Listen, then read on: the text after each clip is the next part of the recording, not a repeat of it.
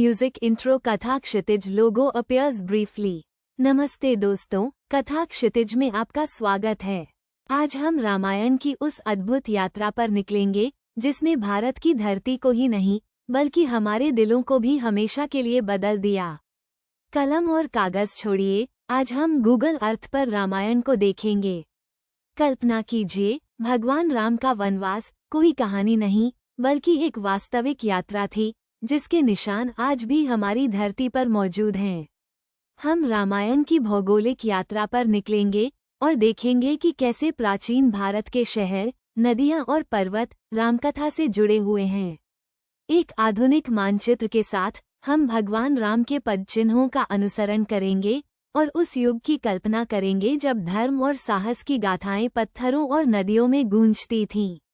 हमारी कहानी शुरू होती है अयोध्या से, भगवान राम की जन्मभूमि, कोसल राज्य की राजधानी। आज का अयोध्या उत्तर प्रदेश में सरयू नदी के किनारे बसा हुआ है।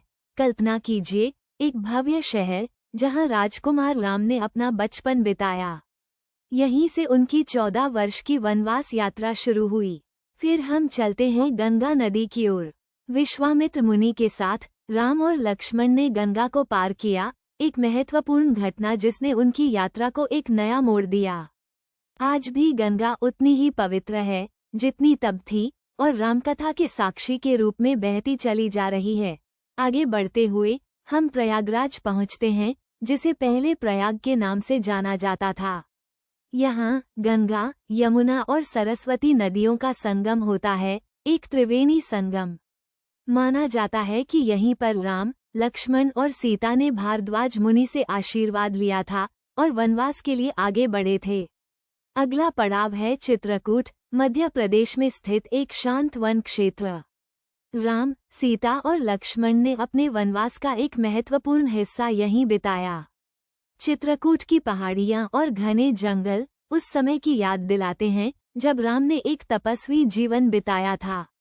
यहाँ रामघाट पर मंदाकिनी नदी के किनारे आज भी साधु संत भजन गाते हुए देखे जा सकते हैं। वनवास के दौरान राम ने दंडकारण्य वन में भी समय बिताया, जो आज छत्तीसगढ़ और ओडिशा के कुछ हिस्सों में फैला हुआ है। यह वह स्थान था जहां उन्होंने कई राक्षसों का सामना किया और ऋषि मुनियों की रक्षा की। दंडकारण्य की विशालता राम के साहस और पराक्रम की गवाह है। अब हम दक्षिण की ओर रुख करते हैं, नासिक के पास पंचवटी की ओर। यहीं पर रावण ने सीता का हरण किया था। पंचवटी गोदावरी नदी के किनारे स्थित है और यहाँ के शांत वातावरण में उस दुखद घटना की प्रतिध्वनि आज भी महसूस की जा सकती है। सीता की खोज में राम और लक्ष्मण हनुमान से मिले और उनकी वानर सेना से मित्रता हुई। यह मिलन किष्किंधा में हुआ, जो वर्तमान में कर्नाटक के हम्पी के पास स्थित है। हम्पी के पथरीले परिदृश्य वानर सेना के अद्भुत कारनामों की याद दिलाते हैं।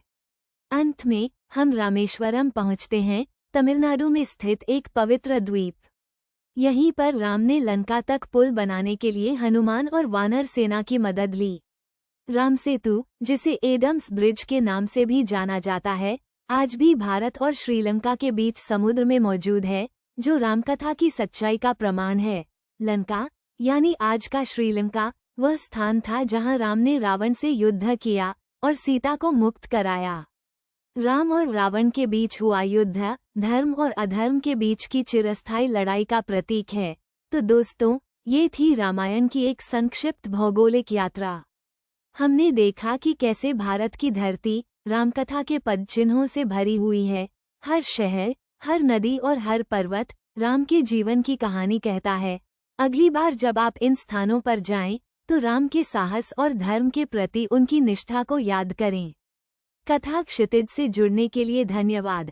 हम जल्द ही एक और दिलचस्प कहानी के साथ वापस आएंगे। तब तक के लिए नमस्कार। Outro music Katha Kshitij logo appears with social media handles.